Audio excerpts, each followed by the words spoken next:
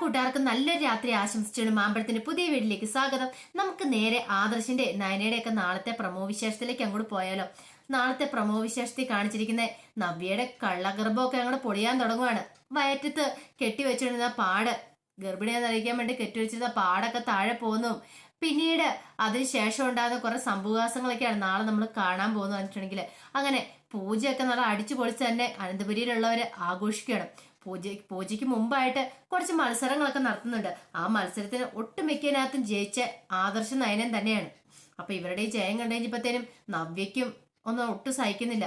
തനിക്ക് കിട്ടാത്ത തന്റെ അനിയത്തിക്കും കിട്ടരുത്, ആ ഒരു ചിന്തയാണ് നവ്യയുടെ ഉള്ളിലുണ്ടാകുന്നത്. അല്ലെങ്കിൽ അവൾ തന്റെ അനിയത്തിയാണല്ലോ ചിന്തയൊന്നും ഉണ്ടാകുന്നില്ല. പിന്നീട് പൂജ ചെയ്യാനായിട്ട് നയനയാണ് മുത്തശ്ശി ഏർപ്പാടാക്കുന്നത്. നയനെ ആദർശം കൂടെ തമ്മിൽ പൂജകളൊക്കെ ചെയ്യുന്നുണ്ട്. ഇത് കണ്ടിട്ട് അഭിക്കും ജലജയ്ക്കും ഒന്നും സഹിക്കാൻ പറ്റുന്നുണ്ടായിരുന്നില്ല. ജലജ മനസ്സിൽ പറയാം, കണ്ടു അധികാരം നീ ഇവിടെ പൂജ ചെയ്യാൻ പോകുന്നില്ല, നിന്നെ എങ്ങനെ പുകച്ച് പുറത്തിയാടിക്കണമെന്ന് എനിക്ക് നന്നായിട്ടറിയാം. പിന്നീട് ദേവേന്റെ അടുത്തേക്ക് എന്നിട്ട് പറയണം, കണ്ടോ എല്ലാ പൂജയ്ക്കും ഇപ്പൊ അവളാ ചെയ്യുന്നത്. ഈ വീട്ടിലെ എല്ലാ കാര്യങ്ങളും എന്ത് കാര്യം വന്നാലും അച്ഛനും അമ്മയും ആദ്യം അവളെ വിളിച്ചേൽപ്പിക്കുന്നത്. ഏട്ടത്തി ഇപ്പൊ വെറും ഡെമ്മി പീസ് മാത്രം ആയേക്കുന്നു കേട്ടോ. ഇങ്ങനെ പോയിട്ടുണ്ടെങ്കിൽ നാളെ ഈ വീടിന്റെ കീ പോലും അവളുടെ കയ്യിലിരിക്കും. ഞാൻ പറഞ്ഞില്ലെന്ന് വേണ്ട, അറിയാലോ കാര്യങ്ങളൊക്കെ. കുറെ സമയം ഇങ്ങനെ ജലജ ഇങ്ങനെ ഓരോന്നോരോ പറഞ്ഞുകൊണ്ടിരിക്കും. അപ്പൊ ദേവേനിക്കും തോന്നി ശരിയാണ് ഇവള് പറയുന്ന കാര്യങ്ങളൊക്കെ. കൺമണി കണ്ടുകൊണ്ടിരിക്കുമല്ലേ. പൂജയൊക്കെ ആണെങ്കിൽ ഇപ്പൊ നയനയാണ് എല്ലാം ചെയ്യുന്നത് പറഞ്ഞിട്ടുണ്ടെങ്കിൽ ദേവേനിക്ക് അങ്ങോട്ട് സഹിച്ചില്ല. പിന്നീട് കാണിക്കുന്നത് എന്ന് പറഞ്ഞിട്ടുണ്ടെങ്കിൽ എല്ലാരും കൂടിയിട്ട് ഡാൻസ് മത്സരമൊക്കെ നടത്തുന്നുണ്ട്. അപ്പൊ ഓരോരുത്തരായിട്ട് തനിയെ വന്ന് ഡാൻസ് കോമ്പറ്റീഷനൊക്കെ നടത്തി. പിന്നീട് എന്ത് ചെയ്യണം, എല്ലാരും കൂടെ ഒരുമിച്ച് അടിച്ചു പൊളിച്ച് ഡാൻസ് കളിക്കുന്നുണ്ട്. ഈ ഡാൻസ് സമയത്തൊക്കെ ആണെങ്കിലും നയനയുടെ ഉള്ളിൽ ഉള്ള ചിന്ത എന്ന് പറഞ്ഞിട്ടുണ്ടെങ്കിൽ എന്തായിരിക്കും ആദർശേട്ടൻ ആ റെസിപ്റ്റ് അല്ല സോറി, ആ പേപ്പറിൽ എഴുതിയേക്കുന്ന കാര്യം എന്തായിരിക്കും, തന്നെ കുറിച്ച് എന്തായിരിക്കും എഴുതിയത്. ഇനിയിപ്പോ ആദർശേട്ടന്റെ മനസ്സിൽ ആഗ്രഹം എന്തായിരിക്കും, അതറിഞ്ഞായിരുന്നെങ്കിൽ തനിക്ക് എളുപ്പമുണ്ടായിരുന്നു. ആദർശേട്ടന്റെ ഉള്ളിൽ തന്നോടുള്ള സ്നേഹമാണോ അങ്ങനെയൊക്കെ അറിയായിരുന്നു. ആ ഡാൻസ് കളിച്ചുകൊണ്ടിരിക്കുന്ന സമയത്തും ഈ ഒരു ചിന്തയായിരുന്നു, എത്രയും പെട്ടെന്ന് ആ പേപ്പർ ഒന്ന് വായിച്ചു നോക്കണം, എന്നാലും ഒരു സമാധാനം ആവുള്ളൂ എന്നൊക്കെ നയന വിചാരിക്കുന്നുണ്ട്. പിന്നീട് കാണിക്കുന്ന ആ ഡാൻസ് കളിച്ചുകൊണ്ടിരിക്കുന്ന സമയത്ത് തന്നെ നവ്യയുടെ വയറുന്ന പാടങ്ങ് ചാടി പോവാണ്. കെട്ടിവെച്ചിരുന്ന പാടം കുറെ തവണ ഇങ്ങനെ തുള്ളിയിട്ടുണ്ടെങ്കിൽ പിന്നെ പാടൊക്കെ ചാടി പോവില്ലേ. അങ്ങനെ ചാടിപ്പോയി കഴിഞ്ഞപ്പോഴത്തേനും ഇത് നയനയാണ് ആദ്യം കാണുന്നത്, താഴെ കിടക്കുന്നത്. നയനെ പെട്ടെന്ന് അതെടുത്ത് സാരിക്കകത്ത് ഒളിപ്പിച്ചു വെക്കുവാണ്. ഒളിപ്പിച്ചു വെച്ചിട്ട് നവ്യനെ ഒന്ന് വിളിച്ചു. നവ്യ മൈൻഡ് ചെയ്യാൻ നിൽക്കുമായിരുന്നു. ഇത്ര ആർമാദിച്ച് ഡാൻസ് കളിച്ചുകൊണ്ടിരിക്കുന്നവരേക്ക് അവളെ ഒന്ന് വിളിച്ചേക്കുന്നു. അങ്ങനെയൊക്കെ ചിന്തിച്ചുകൊണ്ട് നവ്യ നിൽക്കുന്ന സമയത്ത് വീണ്ടും കയ്യെ പിടിച്ച് ബലമായിട്ട് അങ്ങോട്ട് കൊണ്ടുപോവാണ് നയന എന്നിട്ട് നവ്യനെ പൊളിച്ചെടുക്കുന്നുണ്ട്. എനിക്ക് സഹിക്കാൻ പറ്റുന്ന കാര്യമല്ല. ഇതിപ്പോ താനല്ലായിരുന്നു മറ്റൊരാളാ കാണുന്നെങ്കിൽ അവിടെ എന്താ സംഭവിക്കാൻ പോകുന്നത് പിന്നെ പറയാൻ പറ്റില്ല. എല്ലാരും കൂടെ താനും അവളും തന്റെ ചേച്ചി എന്ന് പറയുന്നവളോ എല്ലാം പുറത്താവുന്ന കാര്യം എനിക്ക് നന്നായിട്ട് അറിയാവുന്ന. സത്യം പറയാൻ കുറെ തവണ പറഞ്ഞ, പക്ഷെ നവ്യ ഒന്നും കേട്ടിരുന്നില്ല. പിന്നീട് നവ്യയോട് ആ കാര്യം ആവശ്യപ്പെടുന്ന നയന, ഇനിയെങ്കിലും നീ ഇത് പറഞ്ഞില്ലെങ്കിൽ ഞാൻ ഈ കാര്യമൊക്കെ വീട്ടിൽ പറയുമെന്ന് പറയാണ്. അപ്പൊ അവളും മറുപടി പറഞ്ഞോ, വളരെ ക്രൂരമായിട്ടുള്ള മറുപടിയൊക്കെയായിരുന്നു നവ്യ കൊടുത്തതെന്ന് പറഞ്ഞിട്ടുണ്ടെങ്കിൽ. നവ്യ ശരിക്കും ആ സമയത്ത് നയനയെ ബ്ലാക്ക്മെയിൽ ചെയ്യാനായിട്ട് തുടങ്ങുമായിരുന്നു. ഇത്രയും കുറച്ചു ദിവസം മുമ്പ് രക്ഷിച്ച് ഇവിടെ കൊണ്ടുവന്നാണോ, അല്ലെങ്കിൽ തനിക്ക് അഭിയുമായിട്ടുള്ള ജീവിതത്തിന് കാരണമായി തീർന്ന നയനയാണോ, ആ ഒരു ചിന്തയൊന്നും ഉണ്ടാകുന്നില്ലായിരുന്നു നവ്യയുടെ ഉള്ളില്. നവ്യക്ക് എന്ന് പറഞ്ഞിട്ട് സ്വന്തം കാര്യം സിന്താബ, ഇപ്പൊ എന്ത് ചെയ്തിട്ടാണെങ്കിലും കുഴപ്പമില്ല, ഇവിടെ പിടിച്ചു നിൽക്കണം. അനന്തപുരത്തറവാടിലെ മരുമോളാന്ന് 4 പേര് അറിയണം. അപ്പൊ ഈ കുടുംബത്തിൽ പിടിച്ചു നിന്നേ പറ്റുള്ളൂ. ഈ കള്ളഗർഭം പുറത്തു വന്നിട്ടുണ്ടെങ്കിൽ തനിക്ക് ഇവിടെ പിന്നെ ഒരു നിമിഷം പോലും നിൽക്കാൻ പറ്റില്ലെന്നറിയാം. പിന്നെ തന്റെ ആ ചെറിയ വീട്ടിൽ പോയി കിടക്കേണ്ട വരും.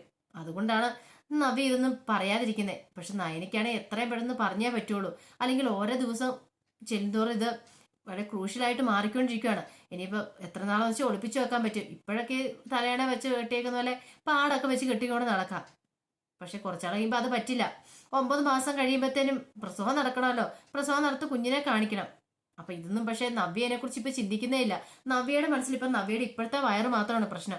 അതിനുള്ളിൽ തന്നെ എങ്ങനെ അഭിയെ കൈക്കലാക്കി ഒരു ഗർഭം ഉണ്ടാക്കുക, ആ ഒരു ചിന്തയായിരുന്നു നവ്യയുടെ ഉള്ളിൽ ഉണ്ടായിരുന്നു പറഞ്ഞിട്ടുണ്ടെങ്കിൽ. പിന്നീട് കാണിക്കുന്നു പറഞ്ഞിട്ടുണ്ടെങ്കിൽ ഇവിടുത്തെ ഈ പാട്ടും കൂത്തും മേളത്തിന്റെ ഒക്കെ സമയത്ത് പാവം നന്ദു മാറിപ്പോയിരിക്കണം. നന്ദുവിന് അവിടെ പോയി എൻജോയ് ചെയ്യാനേ തോന്നുന്നുണ്ടായിരുന്നില്ല.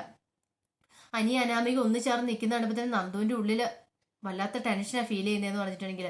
നന്ദുവിനെ കുറെ സമയത്തും കാണാതെ നോക്കിയതിന് കനക അന്വേഷിച്ച് ചെല്ലുവാണ്. അപ്പൊ നന്ദു അവിടെ പോയി മാറി നിൽക്കുന്നുണ്ട്. എന്ത് പറ്റി നന്ദു കൂട്ടാന്ന് പറഞ്ഞ് അങ്ങോട്ട് ചെല്ലുന്നുണ്ട്. കനയ്ക്ക് മനസ്സിലായി നന്ദുവിന്റെ ഉള്ളിൽ ഫീലിങ്സ് പെറ്റമ്മയല്ലേ. പെറ്റമ്മയ്ക്ക് മനസ്സിലാവും മക്കൾ എത്രമാത്രം വേദനിച്ചിട്ടുണ്ടെങ്കിൽ അവരുടെ മനസ്സിലെ വേദന എന്താന്നുള്ളത്. അപ്പം കനക നേരത്തെ തന്നെ ചോദിച്ചിട്ടുണ്ടായിരുന്നു അനിയുമായിട്ട് എന്തെങ്കിലും നിനക്ക് കണക്ഷൻ ഉണ്ടോ, നിനക്ക് എന്തെങ്കിലും ഇഷ്ടമുണ്ടോ എന്നൊക്കെ. അന്നൊക്കെ പക്ഷേ കനകയോട് പറഞ്ഞേ അങ്ങനെയൊന്നുമില്ല, അമ്മയുടെ ഇതൊക്കെ വെറും തെറ്റിദ്ധാരണയല്ലമ്മേ, ഞാൻ അങ്ങനെയൊന്നും പോകത്തില്ല എന്നൊക്കെയാ പറഞ്ഞേ. പക്ഷെ അതൊക്കെ കനകയുടെ മനസ്സിൽ പറഞ്ഞ് ശരിയെന്ന് തെളിയിക്കുന്ന കാര്യങ്ങളായിരുന്നു പിന്നീട് സംഭവിച്ചെന്ന് പറഞ്ഞിട്ടുണ്ടെങ്കിൽ നന്ദുവിന്റെ മുഖം കണ്ടപ്പോൾ തന്നെ കനകയ്ക്ക് കാര്യം മനസ്സിലായി. കനക ആശ്വസിപ്പിക്കുന്നുണ്ട്. പോട്ടെ നന്ദുക്കുട്ടാ, ഇനി നീ അതൊന്നോർത്ത് ടെൻഷൻ അടിക്കണ്ടേ, എനിക്കറിയാം നിന്റെ മനസ്സിൽ എന്താന്നുള്ളത്. ഇപ്പൊ നീ ആരെക്കുറിച്ച് ചിന്തിച്ചുകൊണ്ടിരിക്കുന്ന എനിക്കറിയാവുന്നതാണ്. പക്ഷെ അനിയെക്കുറിച്ചാണോ അല്ലെങ്കിൽ അവനും അനാമിയും കൂടെ ഒരുമിച്ച് നിൽക്കുന്ന കണ്ടാണോ തന്റെ ടെൻഷനിൽ നിന്നും വിട്ടു പറയാനായിട്ട് നന്ദു കൂട്ടാക്കുന്നില്ല. നന്ദു പറഞ്ഞ അതൊന്നും അല്ല എന്റെ പ്രശ്നം, എനിക്ക് നന്നായിട്ട് തലവേദന എടുക്കുന്നുണ്ട് അതാന്ന് പറയണേ. പക്ഷെ കനയ്ക്ക് ഇത് വിശ്വാസം വന്നില്ല. പക്ഷെ വിശ്വസിക്കുന്നതായിട്ട് അഭിനയിച്ചു. ശരി ശരി, അന്ന് ഒരു കാര്യം ചെയ്യാം, നിനക്ക് പറ്റില്ലെങ്കിൽ നീ ഇവിടെ ഇരുന്നോ, കുറച്ച് കഴിഞ്ഞിട്ട് നമുക്ക് പോകാന്ന് പറയാം. അപ്പൊ നന്ദു പറഞ്ഞു പറ്റില്ല, എനിക്ക് ഇപ്പൊ തന്നെ വീട്ടിൽ പോകണം, എനിക്ക് ഇവിടെ നിൽക്കാൻ പറ്റില്ലെന്നൊക്കെ പറയാണ്. അങ്ങനെ ചടങ്ങൊക്കെ തീരുന്നതിന് മുമ്പ് തന്നെ ഫുഡൊക്കെ കഴിക്കുന്നതിന് മുമ്പ് അവര് അവിടെ നിന്ന് ഇറങ്ങുവാണ്. പക്ഷെ റീസൺ എന്നാന്ന് എനിക്ക് ആർക്കും അറിയത്തില്ല. എല്ലാവരും പറഞ്ഞ നന്ദുവിന് തലവേദനയാ, വീട്ടിൽ പോയി റെസ്റ്റ് എടുക്കണമെന്നൊക്കെ പറഞ്ഞാൽ പോന്നെ. പക്ഷെ എനിക്ക് ക്ലിക്കി, എനിക്കൊരു മനസ്സിലൊരു ടെൻഷൻ ഉണ്ടാകുന്നുണ്ട്. അവളൊരു പക്ഷെ അനാമികനെ തന്നെ ഒരുമിച്ച് ഇവിടെ കണ്ടുകൊണ്ടായിരിക്കും താനും അനാമികയും തമ്മിലുള്ള മാര്യേജ് ഫിക്സ് ചെയ്തെന്ന് അറിഞ്ഞപ്പം അവൾക്കുണ്ടായ വിഷമമായിരിക്കും. ഇതൊക്കെ തന്നെയാണ് നന്ദുവിന്റെ ഉള്ളിലെ വിഷമം എന്ന് പറഞ്ഞിട്ടുണ്ടെങ്കിൽ എനിക്കത് മനസ്സിലാക്കാതിരിക്കാൻ പറ്റുമല്ലോ. കാരണം അനിയും നന്ദുവിനെ സ്നേഹിച്ചു തുടങ്ങിയിട്ടുണ്ടായിരുന്നു. പിന്നീട് അനിയാണ് ആ പാട്ട് ടെൻഷൻ അടിച്ചിരിക്കുമ്പോ അനാമിക അങ്ങോട്ട് വരുന്നുണ്ട്. അനാമിക വന്നിട്ട് എന്ത് പറ്റി അനി, ഭയങ്കര പെട്ടെന്നൊരു മൂഡ് ഓഫ് ആയത് എന്താന്നൊക്കെ ചോദിക്കുന്നുണ്ട്. ഒന്നുമില്ല എന്ന് പറയുന്നുണ്ട്. ചോദിക്കും ബ്രോ പോയതുകൊണ്ടുള്ള വിഷമമാണോ എന്ന് ചോദിക്കുവാണ്. അതൊരിക്കലും അനി പ്രതീക്ഷ കാര്യമല്ലായിരുന്നു അവൾ അങ്ങനെ ചോദിക്കുന്നുള്ളത്. അങ്ങനെയൊന്നുമില്ല, എനിക്ക് വേറെ കുഴപ്പമൊന്നുമില്ല എന്ന് പറയുന്നുണ്ട്. പക്ഷെ അതങ്ങോട്ട് അനാമികയ്ക്ക് അങ്ങോട്ട് വിശ്വാസം വന്നില്ല. അനാമിക പിന്നീട് അങ്ങ് പോവുകയാണ് ചെയ്തത്. പിന്നീട് കാണിക്കുന്നു പറഞ്ഞിട്ടുണ്ടെങ്കിൽ മുറിയിലേക്ക് നയന് വരുമ്പോൾ ആദർശ് അവിടെ ഇരിക്കുന്നുണ്ടായിരുന്നു. അപ്പൊ ആദർശോണ്ട് ഇതെന്താ ആദർശേട്ടൻ ഇവിടെ വന്ന് ഇരിക്കണേന്ന് ചോദിക്കുകയാണ്. ഒന്നുമില്ലെന്നുണ്ട്. അതെന്താ പൂജ അവിടെ തുടങ്ങാൻ പറ്റില്ല, ഇങ്ങോട്ട് വാ ആദർശേട്ടാന്ന് പറഞ്ഞിട്ട് ആദർശിന്റെ കയ്യിൽ കയറി പിടിക്കുന്നുണ്ട്. അതെ, നമുക്ക് എല്ലാവർക്കും വേണ്ടിയിട്ടുള്ള പൂജ അവിടെ നടക്കാൻ പോകുന്നേ. ആദർശന്റെ ആഗ്രഹങ്ങളും എന്റെ ആഗ്രഹങ്ങളും എല്ലാം നടക്കണ്ടേ. ഇനിയിപ്പം നമ്മളെ പിരിക്കാണ്ട് ദൈവം തമ്പരോലും പറ്റില്ല. അറിയാലോ, 2 കല്യാണം ആദർശേട്ടൻ നടത്തിയേക്കുന്നേ, 2 പ്രാവശ്യം എന്റെ കഴുത്തെ താലി ചാർത്തിയേക്കുന്നേ. അപ്പൊ ആ 2 താലി വലിച്ചു പിടിക്കാൻ ആദർശേട്ടന് പറ്റില്ല. നമ്മൾ രണ്ടും ഇനിയിപ്പോ ഒന്നാ എന്നൊക്കെ പറയുന്നുണ്ട്. നയനോട് ഉള്ളിൽ ഭയങ്കര സന്തോഷമായിരുന്നു. ആദർശ് തന്നെ സ്നേഹിക്കുന്നുള്ളൊരു ചിന്തയായിരുന്നു ഉണ്ടായിരുന്നേ. അത്ര സമയം വരെ അവൾ ആ റിസിപ്റ്റ് അല്ല സോറി, ആ പേപ്പർ വായിച്ചു നോക്കിയിരുന്നില്ല. ആദർശ് എന്താണ് ആ പേപ്പറിൽ എഴുതിയിരുന്നതെന്നൊക്കെ ഉള്ളത്. അതവള് കൈക്കലാക്കിയെങ്കിൽ അവൾക്ക് അത് വായിച്ചു നോക്കാൻ പറ്റിയിരുന്നില്ല. ഇനിയാണ് ഏറ്റവും വലിയ ടിസ്റ്റ് നടക്കാൻ പോകുന്ന പറഞ്ഞിട്ടുണ്ടെങ്കിൽ പിന്നീട് നയന തന്നെയാകുന്ന സമയത്ത് എല്ലാം പൂജകളെല്ലാം നടന്നതിന് ശേഷം നയന പോയി ആ പേപ്പർ വായിച്ചൊക്കെ നോക്കുന്നുണ്ട്. ആ വായിച്ച പേപ്പർ നോക്കിക്കഴിയുമ്പോഴത്തേനും നയനയ്ക്ക് ഒരു നിമിഷം നയന താൻ ആരുമല്ല, താൻ ഈ കുടുംബത്തിന് ആരുമല്ല എന്നൊരു ചിന്തയൊക്കെ നയനയ്ക്ക് ഉണ്ടാകുന്നുണ്ട്. ഇത്രയും കാലം താൻ മനസ്സിൽ കൊണ്ടുവരുന്ന മോഹങ്ങളൊക്കെ വെറുതെ ആയിരുന്നു. ആദർശേട്ടൻ തന്നെ സ്നേഹിക്കുന്നില്ല ഒരു സത്യമൊക്കെ നയനെ തിരിച്ചറിയുന്നുണ്ട്. അപ്പൊ അതിന്റെ വിശേഷങ്ങളൊക്കെ വരുന്നുള്ളൂ കേട്ടോ. അപ്പൊ എന്താണ് ആ വിശേഷങ്ങൾക്കായി നമുക്ക് എല്ലാവർക്കും കാത്തിരിക്കാം. ഒരിക്കൽ കൂടി എല്ലാവർക്കും നല്ലൊരു രാത്രി ആശംസിച്ചു നിർത്തുന്നു. നന്ദി.